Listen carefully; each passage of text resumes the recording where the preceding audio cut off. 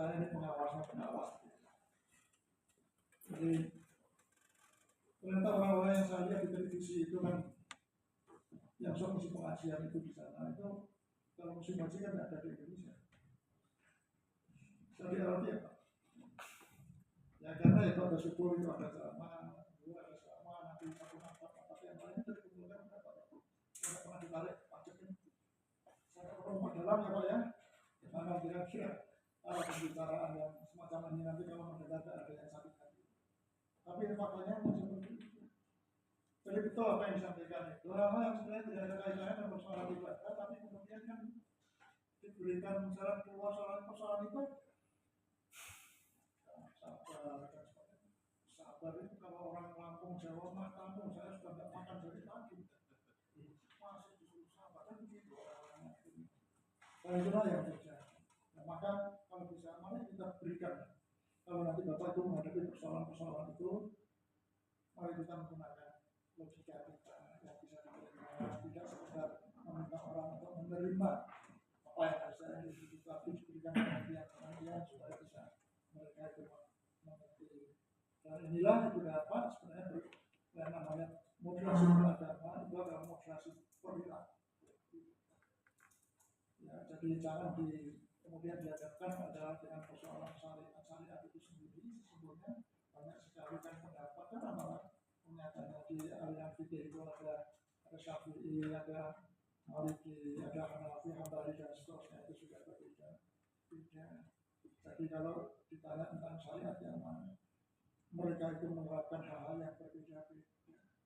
Maka ya sudah, yang penting kamu bisa melaksanakan semua ini, dan yang penting itu adalah kamu bisa merasa dekat dengan Tuhan. Kalau saya sebenarnya seperti itu. Maaf saya tidak ahli fikih, tetapi menurut saya memang harus seperti itu. Tidak usah diperpanjang. Itu. Ya. Nah, soal di sana tadi itu ada moderasi Islam, saya malah belum pernah kita ada moderasi Islam. Bagi saya beragama itu dan juga pada semua bentuk agama itu harus merasa dirinya itu berguna untuk kemanusiaan. Jangan sampai dimasukkan kepada persoalan teologi. Itu saja. Persoalan teologi pun juga sebenarnya juga di antara Islam sendiri kan banyak pendapat itu di aliran-aliran Islam itu ada semua di Indonesia ada. Nah, kalau mau jujur itu dulu Ahmadiyah itu kan dianggap sesat. Kebetulan saya ini adalah orang yang bergerak dalam perdamaian. Siang itu mereka ada di Jepun, daerah-daerah jam 12 malam saya sudah sampai di Surabaya. Jam 12 malam saya diketok dan masih punya daerah-daerah itu meminta saya menyaksikan. Setelah saya kan kemudian saya melakukan mediasinya adalah Pak Menteri dan saya di bandara saat itu di Surabaya. Tapi kalau mau jujur itu persoalannya adalah bukan pada persoalan itu, tapi ada persoalan yang lain. Daerah saya sampaikan.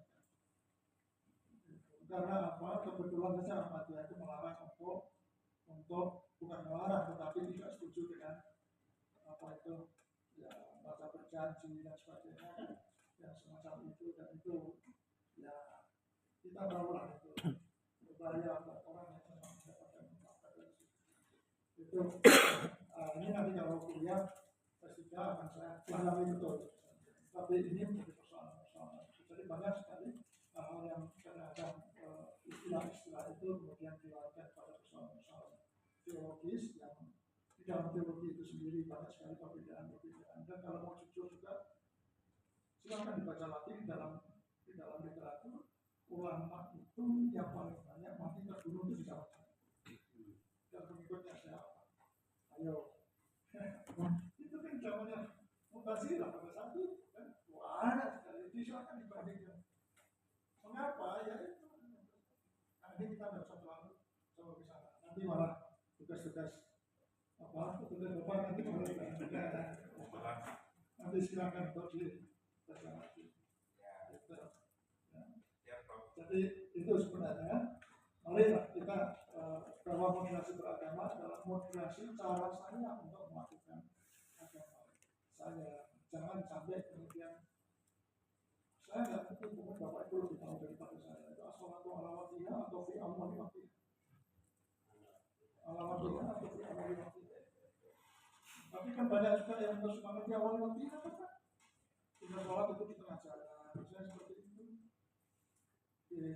Di Jawa Timur yang saya lihat itu malah justru masuk Indomaret langsung di sholat di situ kan. Mereka melawan siapapun yang melarang seperti itu. Makanya saya bertanya pada mahasiswa saya tadi, itu sholat itu sebenarnya sholat itu pada waktunya atau di awal waktunya. Karena awal waktu itu hanya keutamaan. Itu hal yang semacam itu, nah Bapak Ibu bisa menjelaskan. Jangan sampai misalnya besok kalau di pesawat, oh ini sudah saatnya, ini dulu masih di pesawat, sholatnya yang penting di antara tempat duduk di aisle situ, tengah-tengah kan juga nyatanya itu dalam keadaan situasi tertentu kita mengenal artinya itu ya bagaimana besok yang sering untuk itu Pak ya. Sholat duduk misalnya itu juga diperbolehkan. Nah Bapak itu bisa memberikan saran keluar tapi kan sebenarnya mengajak untuk berpikir tidak sekedar oh begini saja ya seperti itu. Nah ini tapi memang banyak Pak saya akui banyak ibu-ibu yang atau bukan ibu jamaah yang tidak berpikir itu yang berangkat saja itu ya mungkin hadiah dari anaknya dari cucunya menjual tanah dan sebagainya. Dan itu adalah mayoritas yang dulu jamaah yang saya pulangkan dari Manila itu. Masya Allah saya sedih sekali.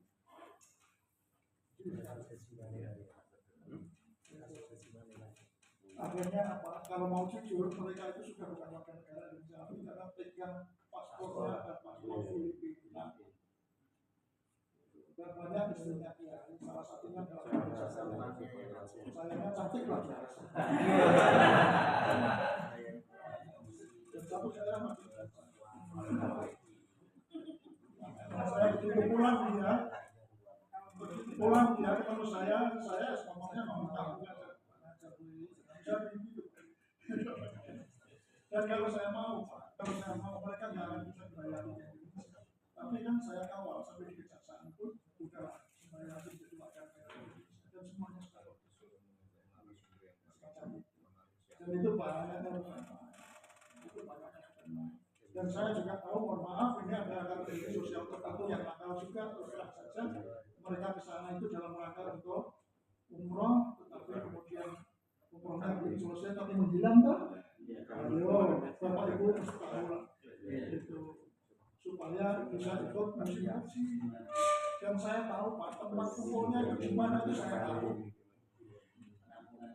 bukan Pak belakang masjid itu dulu kan ada namanya pasar Sengda itu di salah satu pojoknya di situ tempat kumpulnya supaya saya ditangkap polisi kalau saya ditangkap polisi saya diekstradisi ke Indonesia itu adalah semacam itu dan tidak ada orang yang banyak orang saya tahu saya juga tahu tempatnya di hotel siapa hotelnya siapa dan ada orang-orang tertentu siapa di Indonesia pada itu kekuatan politik tertentu itu sewa saya juga tahu saya juga sampai dimarahi oleh banyak orang karena apa hajinya itu nyewa pesawat tapi sampai di sini di sana ada persoalan dengan itu otomatis nyari saya tolong dong Pak ini supaya bisa pulang begitu saya kalau mau nggak usah pulang saya bilang pada Pak Menteri saya nggak setuju Pak Pak Menteri dan selevel dengan saya mau biasa tapi akhirnya Menteri telepon saya tolong Pak saya dianggap orang kerja akhirnya bisa pulang kesananya itu nyewa pesawat Pak saya pesawat saya tahu dan sebagiannya juga di tentara juga ada dan kebetulan pembimbingnya itu adalah mahasiswa saya dan semua pakai tapi bukan bilang yang produksi kemudian agama saya oh Bapak mana ini Pak saya malah bilang lembaran oh iya ya akhirnya sama lagi Pak dalam hati saya ya sekarang mudah-mudahan selamat sampai rumah itu aja itu saya tunjukkan foto-fotonya oh tidak usah lah besok difoto sendiri mau itu banyak sekali ya kebetulan fotonya banyak yang saya di sini dan kemudian bilang semuanya itu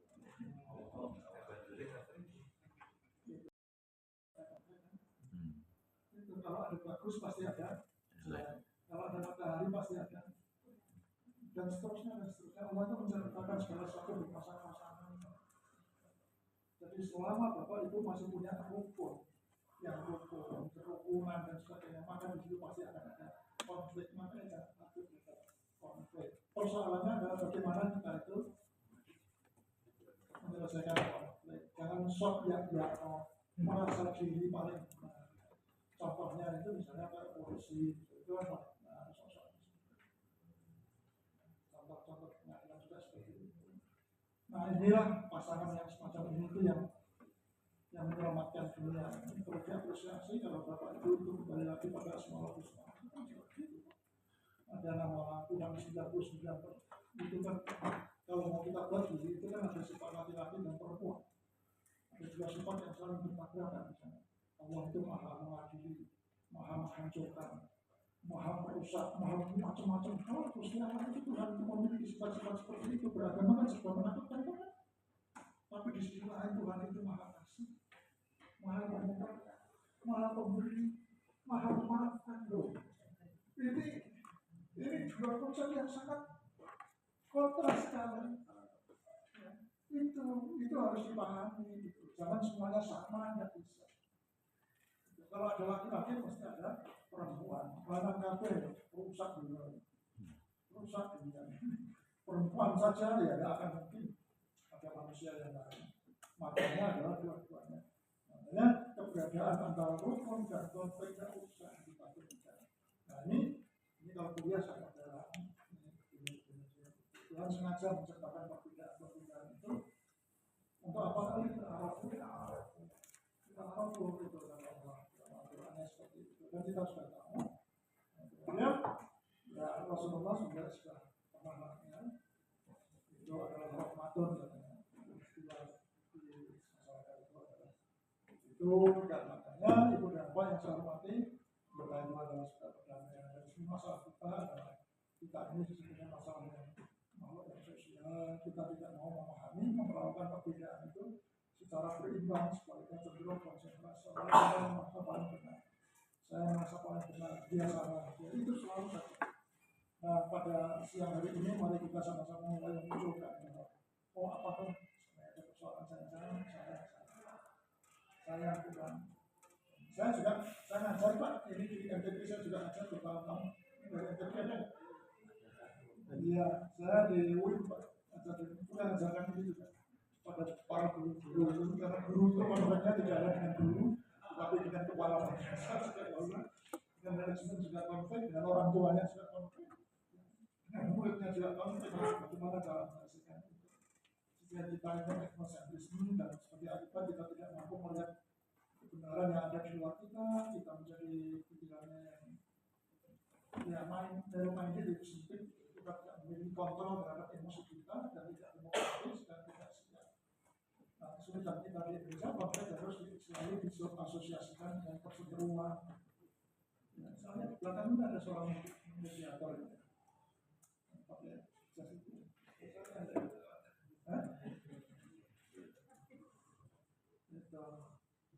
Nah, nanti kamu harusnya bicara di sini.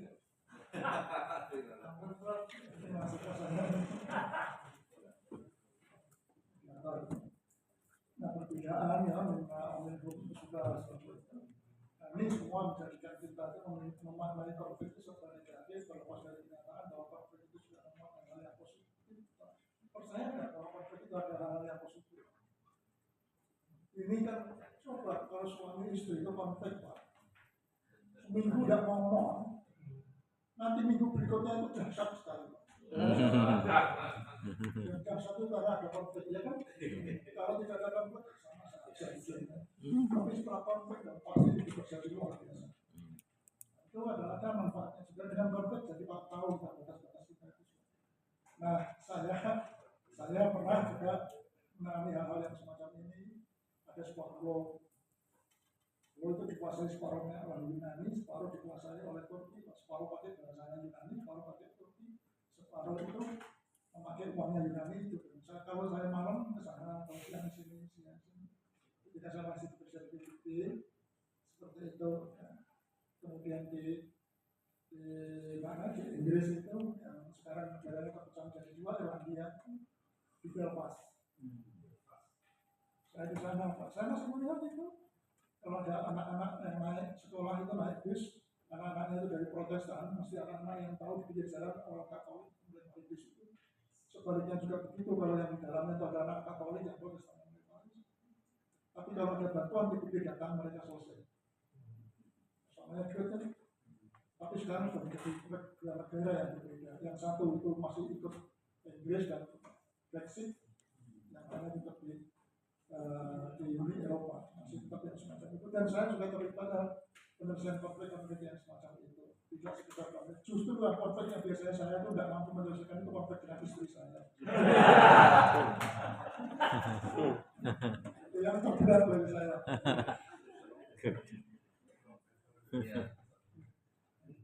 Ya itulah. Email. Tapi kalau di tetangga, Jadi email.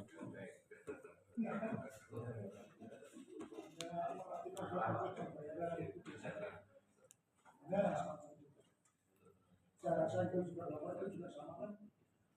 Karena berangkat pakai plastik itu masih dipakai sampai ganti lagi.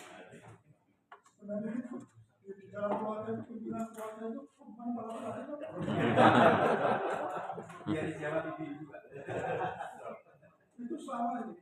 Pasal 1 undang-undang perkawinan itu salah.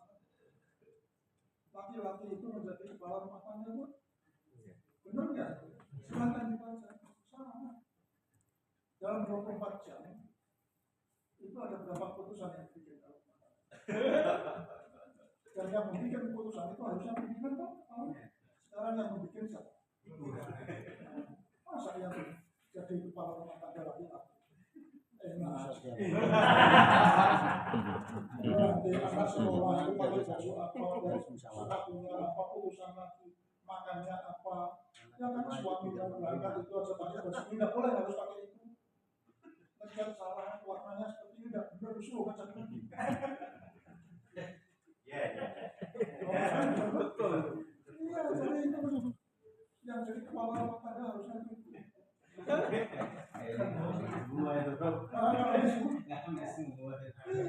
tapi tahukah Anda, kalau saya belajar sosiologi itu, kalau saya bisa sosiologi itu, itulah yang menyebabkan kenapa umur laki-laki tidak lebih panjang daripada perempuan.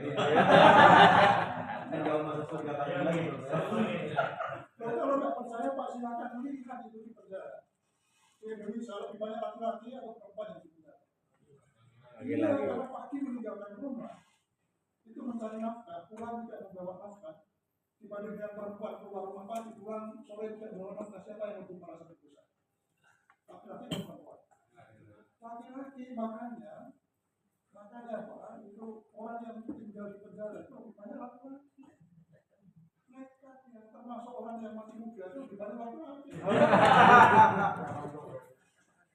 Yang ini protes. Tapi itulah yang terjadi. Dan ketika saya mau begini di Kementerian Perempuan itu senang sekali. Karena saya dibalik perubahan undang-undang perkawinan dari usia kawin dari 16 menjadi saya.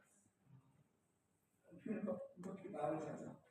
Saya yang diminta sebagai konselor di Kementerian, kemudian saya diminta berbicara di Kementerian Pemberdayaan Perempuan. Tetapi MK-nya sendiri juga mengambil saya, Prof, gimana Prof? Teman-teman saya, terus saya jadi saksi ahlinya juga saya, jadi artinya dan jadi saya itu semuanya di situ, ini nggak fair juga bagi saya. Padahal nggak ada bayaran. Inilah. Jadi kalau begitu ya, maka saya pernah mengusulkan, tolong ya itu mengajukan ke Mahkamah Konstitusi pasal itu diubah menjadi bahwa kepala rumah tangga itu diputuskan bersama antara laki-laki dan perempuan. Itu lebih kuat sejak awal nih. Menurut laki-laki itu anak itu kan. Jadi kalau pas laki-lakinya itu sedang kolaps, makanya